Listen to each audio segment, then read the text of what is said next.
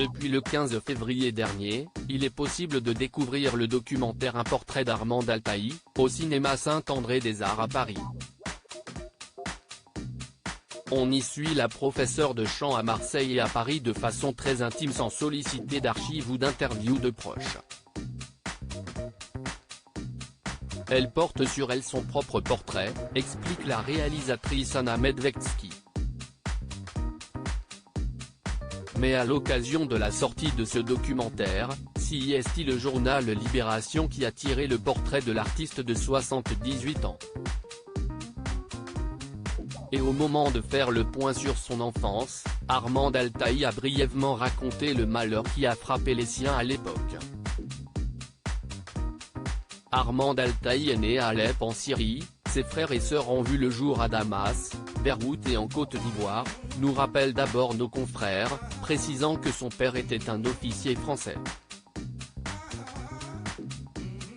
Et de continuer, l'arrivée en France a eu lieu après le départ du père pour l'Indochine et un drame familial résumé en quelques mots, mon père a abusé de ma sœur aînée, c'était épouvantable, lit-on dans le quotidien.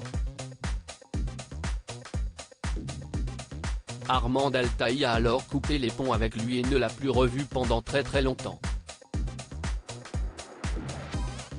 Ce n'était pas drôle du tout c'est donc sa mère, une couturière, qui élèvera seule la fratrie à Marseille. À cette période, le manque de moyens rend la vie compliquée. Elle nous chauffait avec des boîtes de lait Gigose, avec du gravier dedans et de l'alcool à brûler, ce n'était pas drôle du tout, s'est souvenu Armand Altaï. La suite est heureusement plus joyeuse. Mariée à 18 ans, elle s'installe à Paris avec son époux et y entame une carrière de mannequin avant de commencer à chanter dans les restaurants.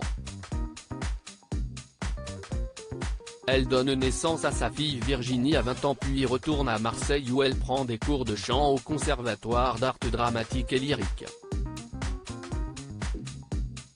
Armand Altaï tourne ensuite dans la région avec un groupe au style rock lyrique. Au milieu des années 1980, elle se met finalement à donner des cours de chant et travaillera avec bon nombre d'artistes.